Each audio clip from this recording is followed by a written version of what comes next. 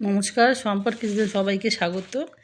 শীতের দিন মানেই তো পাটিসাপটা। দেখো আমি আজকে পাটিসাপটা করব, ক্ষীরের পাটিসাপটা। এই জন্য দেখো এই যে খোয়া ক্ষীর আনা হয়েছে। দেখো খোয়া ক্ষীর এনে যে খোয়া ক্ষীরগুলোকে আমি গ্রেট করে আগে ক্ষীরটা বানিয়ে নেব, মানে পাটিসাপটার পুর। এই জন্য এই যে গ্রেটার দিয়ে দেখো গুড়টা আগে করেছিলাম বলে গুড় লেগে রয়েছে। এই গ্রেটার দিয়ে গ্রেট করে নিলাম ক্ষীরগুলোকে, খোয়া ক্ষীরগুলোকে একটা কড়াইয়ের মধ্যে। তারপরে এই খোয়া ক্ষীরগুলোর মধ্যে একে একে জিনিস মেশাবো। কী মেশাবো দেখো, প্রথমে এই যে একটু গুড়টাকেও না এই গ্রেটার দিয়ে গ্রেট করে নিয়েছি, সুবিধা হয়, তবে বড় বড় থাকে না। কিছু পরিমাণে গ্রেট করে নিয়েছি আর অল্প পরিমাণে দুধ। দুধটা একটু বেশি দিলে কিন্তু অনেকটা পাতলা হয়ে যাবে, অনেকক্ষণ লাগবে। মাপ মতো অল্প একটু দুধ দিলেই হবে। সেটা দিয়ে এই কড়াইয়ের মধ্যে উনুনে গ্যাসের আঁচে এটাকে বেশ জাল দিতে হবে। মোটামুটি মিডিয়াম ফ্লেমে বেশ ভালো করে একটু জাল দিয়ে পুরো এটাকে ক্ষীর করে নিতে হবে। এই দেখো আমি করে নিচ্ছি এরকম করে করে। বেশ 10 মিনিট মতো সময় লাগছে আমার। যে ধীরে ধীরে এগুলো করছি, করে এগুলো দেখো করতে করতে দেখো পুরো শুকনো শুকনো হয়ে যাচ্ছে, আঠা আঠা। আমি পরিমাণ মতো করে সেটাকে গ্যাসটা থামিয়ে রাখবো। এবার দেখো একটা বাটির মধ্যে গুড়টাকে আমি গ্রেট করে রেখেছি, সেটাকে এবার জল দিয়ে বেশ গুলে নিচ্ছি। দেখো তবে সুবিধা হবে, ডালা পাকাবে না। এই জন্য ভালো করে এই দেখো হাতা দিয়ে ভালো করে ওটাকে নাড়িয়ে নাড়িয়ে গুলে নিচ্ছি। দেখো ভালো করে দেখো গুলেও যাচ্ছে। এবার এই দেখো ভালো করে গুলে যাওয়ার পরে আমি এর মধ্যে সব পরিমাণ মতো সব মেশাবো। আমি এই দেখো এই বাটি করে এই যে ময়দা দিচ্ছি, এক বাটি ময়দা দিচ্ছি, দিয়ে একবার একটু নাড়াচাড়া করে নিচ্ছি। নাড়াচাড়া করে আমি আরেক বাটিও ময়দা দেবো।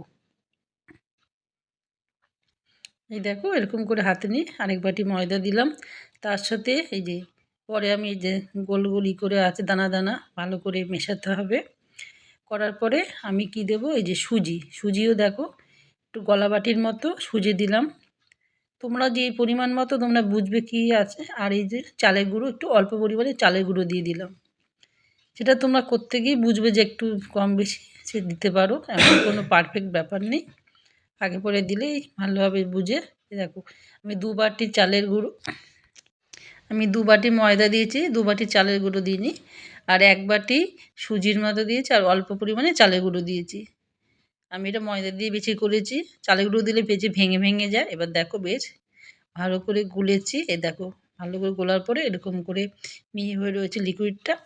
এবার আমি একটা ফ্রাইং প্যান বসিয়ে দিয়েছি, ননস্টিকের কড়াই।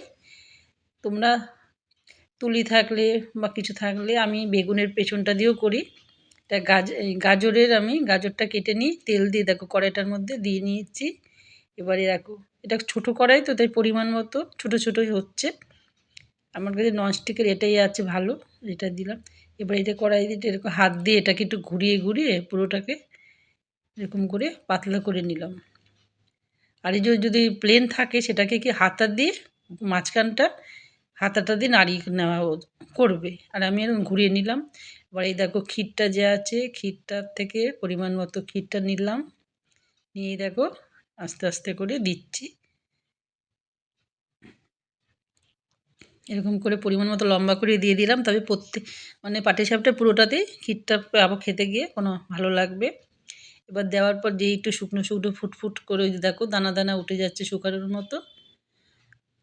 এবার ধীরে ধীরে এবার আমি আস্তে আস্তে করে এটা চামচ দিয়ে ওঠাতে পারো। আমার কাছে একটা ঝিনুকের মতো জায়গা আছে, এই জন্য দেখো ওটা দিয়ে আমি ধীরে ধীরে আমি করছি। এক হাত দিয়ে করছি বলে একটু ডিস্টার্ব হচ্ছে। এই যে এইভাবে পাটিসাপটাটা দেখো ভালোই হয়েছে। গুড়টার রঙটা একটু সাদা সাদা বলে একটু সাদা সাদা ভাব হয়েছে। পাটালি গুঁড়ো একটু তোমরা ভালো দেখে লাল দেখে আনবে।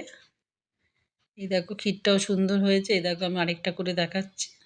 এই দেখো পুরি সুন্দর করে ধীরে ধীরে করে উঠিয়ে পাটিসাপটা তৈরি হয়ে যাবে। রোজ ধীরে বাড়িতে যে কোনো সময় চটজলদি করে নিতে পারো।